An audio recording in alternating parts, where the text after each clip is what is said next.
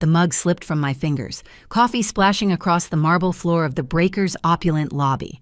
The front desk clerk's voice echoed in my ears as I stared at the growing brown stain. "Miss Walker, I apologize, but I cannot find your reservation. I see bookings for your family members, but nothing under your name." Behind me, the sharp click of designer heels approached. My sister Catherine's voice carried deliberately through the grand space, each word calculated to draw attention from nearby guests. "Oh, Helen finally made it." Her voice dripped with sarcasm as she adjusted her Hermes Birkin bag. "How strange that there's no reservation for you." She stepped closer, her victorious smile widening as other guests began to stare. "Actually," she continued, "I only made reservations for our real family. A room for me, my husband and daughter, and one for Mom and Dad." Through the lobby's ornate mirrors, I could see our parents deliberately turning their backs, pretending not to witness my humiliation. The $3,200 theory dress I'd carefully selected for our Thanksgiving dinner suddenly felt like a costume I had no right to wear. "My name is Helen Walker. I'm 33 and a pharmaceutical research director. This is the story of how I made my family finally see the consequences of their actions. For years, I'd been the family outlier, the one who built her life through scholarships, careful investments, and 80-hour work weeks. My sister crafted Instagram perfection funded entirely by our grandfather's money. $30,000 monthly allowances had created Catherine's designer wardrobe, her daughter Amy's private school education, and the facade of success she desperately maintained online. I'd seen the bank statements when helping grandfather with his accounts during his brief hospitalization last year. This was a responsibility Catherine never bothered with, despite his explicit requests. Today, standing in that lobby, something crystallized within me. The same grandfather who had taught me become someone who can stand on their own feet had unknowingly created monsters out of the rest who had never learned to stand at all. I took a slow, deep breath and said, without changing my expression, "I see. Then I'll leave." My voice came out calmer than expected. Readjusting my grip on my navy Rimowa suitcase, bought with my own money, not grandfather's, I politely nodded to the sympathetic front desk staff and opened the taxi-hailing app on my phone. "Wait!" Catherine's voice rose slightly, but I was already walking toward the entrance. She had expected tears, pleading, or public humiliation. My quiet dignity wasn't in her script. Only the sound of my footsteps echoed through the suddenly silent lobby as every witness to the scene stared at my retreating figure. Through the glass doors, I glimpsed my 7-year-old niece Amy wearing an absurdly expensive dress, fidgeting behind her mother. She was looking for me. Every Thanksgiving, bringing Amy a gift had been my tradition. This year's pearl hair clip remained beautifully wrapped in my suitcase, a gift chosen for the woman she might become, not the accessory her mother would make her into. In the taxi, I pulled out my smartphone and dialed my grandfather's number without hesitation. After our monthly financial review meetings began last year, we developed a much closer relationship than I had with my parents, who had always favored Catherine. "Helen, what's wrong?" His voice carried its usual composure, but the question revealed he sensed something amiss. Our scheduled calls never fell on holidays, and he knew I'd be with the family at the Breakers. "I have something to report," I began, my voice factual and emotionless. I laid out exactly what had happened. The missing reservation for me alone, Catherine's triumphant declaration about the real family, our parents' complicity through their silence. I didn't add pleas for sympathy or justice. I simply stated facts, as I'd learned to do in my pharmaceutical research. The data should speak for itself. On the other end, I could hear his breathing become slightly rougher, the only indication of his tightly controlled anger. "I understand. I'll handle this from here," he said, his voice low and heavy. What happened next unfolded with the precision of a clinical trial. Within 15 minutes, my phone exploded with notifications, 10 missed calls from Catherine, increasingly hysterical voicemails, and a flood of text messages. Grandfather had clearly made good on his often-stated contingency plan, one he'd shared with me during our financial meetings but had never needed to execute until now. "Helen, Amy wants to see you. She was looking forward to our annual Thanksgiving." My friends are coming for dinner tonight. I was planning to post our perfect family Thanksgiving on Instagram. Do you know how embarrassing this situation is? From my parents, emails started arriving. We could have added another room, but as Catherine said, we prioritized the real family. You're independent now, aren't you? If you can afford it, why not get another room with your salary? It shouldn't be a big deal. Why are you being so emotional? Catherine has a family, a husband and child. You understand, right? Can't you just quietly put up with it for Thanksgiving? That's always been your problem, only thinking about yourself, never considering the family. Each message tightened my chest, but these were familiar wounds, the same discrimination I'd faced since childhood. Their words revealed not my failings, but theirs. As my Chicago-bound plane ascended through the clouds, a new email arrived from Grandfather, with all family members included as recipients. The following is my final decision to be announced, the email began in Grandfather's characteristically dignified style.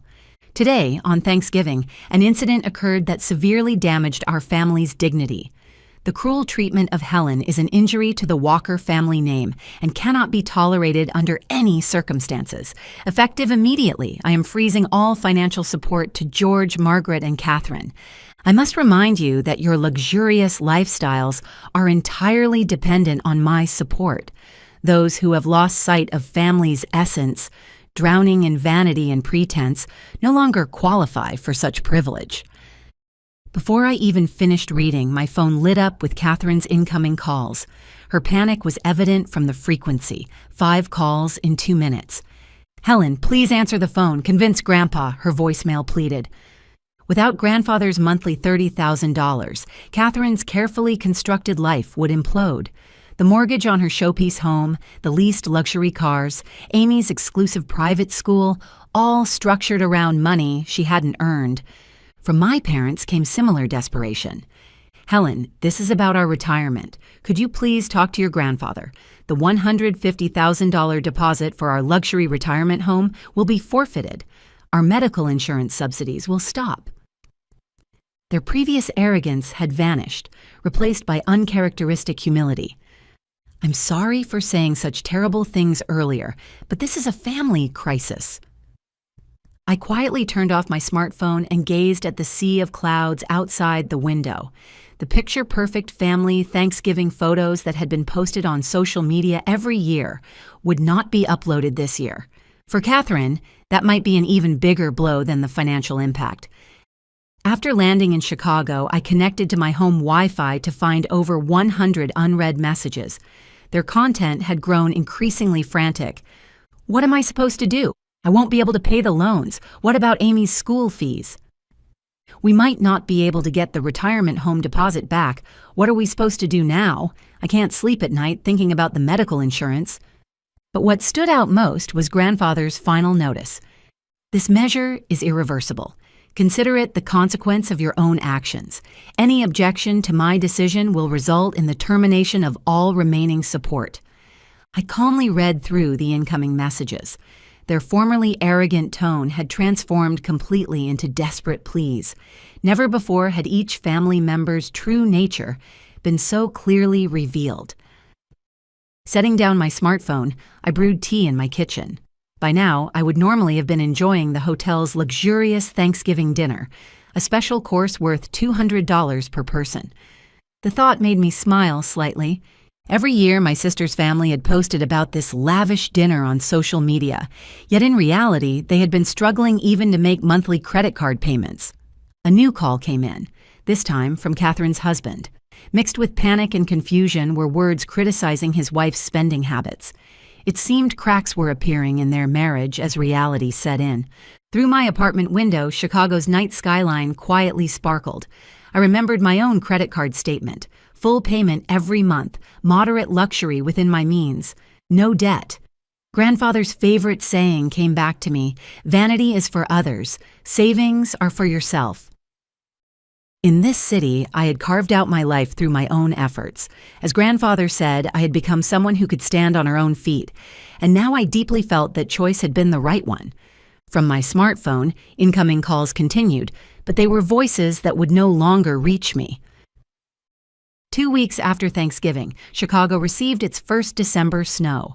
While my daily routine in the pharmaceutical company's laboratory remained unchanged, my family's situation had undergone dramatic transformation. My sister's Instagram, previously updated almost daily with carefully staged photos of luxury items and exotic locations, had fallen silent. Her last post, a photo of her Hermes bag at an upscale restaurant tagged with number Dream Lifestyle, now seemed painfully ironic beneath comments praising what a wonderful life. Emails from my father finally showed genuine remorse. I'm reflecting on our years of extravagant living. We spoiled Catherine too much and were cold to you. I'm sorry. Similar messages arrived from my mother. With their medical insurance subsidies cut off, they were finally realizing the true cost of healthcare. Our pension alone is nowhere near enough. I finally understand how luxuriously we were living. Catherine's situation was even more serious. I received an unexpected call from her husband. I've discovered hidden debts she kept secret. I'm shocked by the credit card bills. We can't maintain this lifestyle anymore. With grandfather's support suddenly cut off, their facade of affluence was rapidly crumbling. We're considering moving to a cheaper house and looking at public schools for Amy, too. Catherine cries every night. His voice mixed exhaustion and resignation. Their marriage itself seemed to be in crisis. In contrast, my life remained peaceful. I arrived at work at 8 a.m. and returned home at 6 p.m. Weekends were spent attending investment study groups and reviewing my savings management. Just yesterday, I was promoted to team leader for a new research project. My salary was expected to increase to $200,000, and my investment operations were progressing well, with no worries about the future. Vanity brings momentary satisfaction. Savings bring lifelong peace of mind. The weight of grandfather's words was now being felt deeply by the entire family. While my parents worried about retirement security and my sister struggled with debt repayment, I was simply continuing my ordinary life. Over these weeks, the frequency of desperate emails and calls significantly decreased from daily during the first week to once or twice weekly. Their content, too, was gradually shifting toward resignation. Amy will be transferring to public school. She'll take the school bus. I never imagined. My sister's latest email showed signs of accepting reality. The dream private school life she had shared on social media would never be posted again. Our parents were also considering moving from their luxury Florida community to an affordable condominium, struggling with medical bill payments. Their dream of a luxurious retirement had crumbled easily.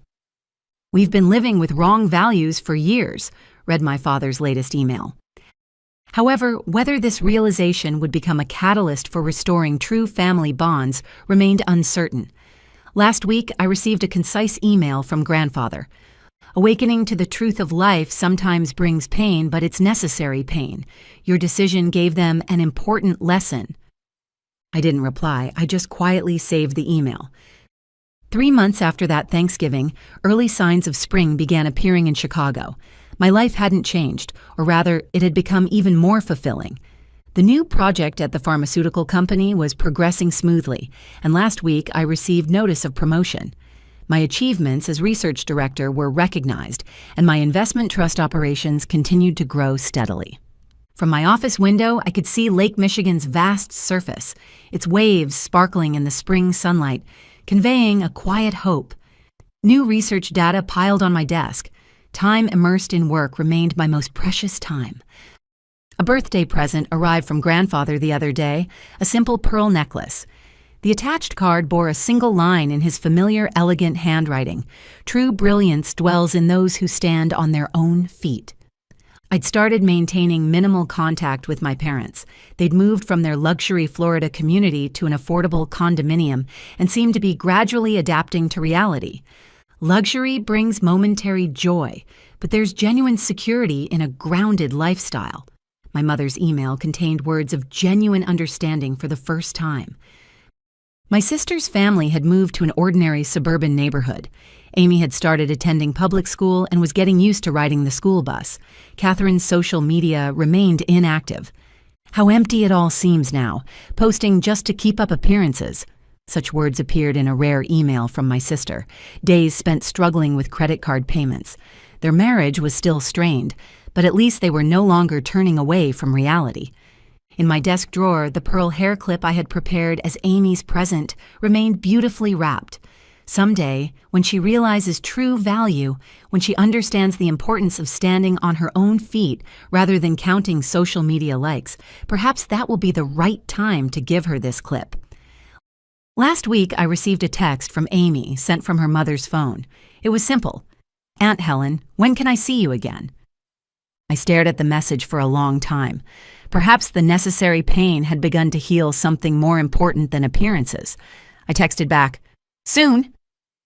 Outside my window, early spring winds rustled through the street trees, announcing the beginning of a new season, not just for the city, but perhaps for our family as well.